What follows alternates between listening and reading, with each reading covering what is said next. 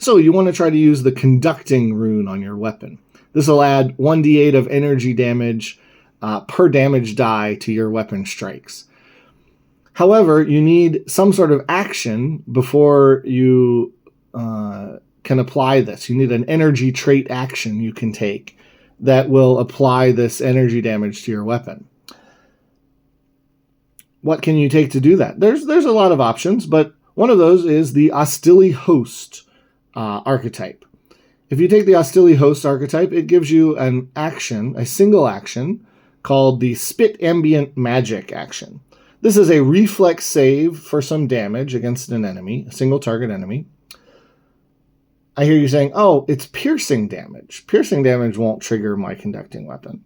However, at level 4, there is a feat called Versatile Mutation.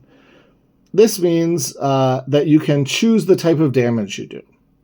At 4th level, it won't help you, but by 8th level, it lets you choose from any of the energy type damages, the same damages that will trigger your conducting weapon. So you can choose one of these energy damages, and then every time you use your Spit Ambient Magic, it will trigger your conduct energy for your weapon. And it won't have taken any, it's not an attack action, so it will not apply to your MAP. So you still have 2 free actions you can use after this to try and strike. You could do a single normal strike, or you could do some other 2-action striking activity. And these will all of these strikes will have that extra D8 per damage die of energy damage. That's quite a lot of extra damage.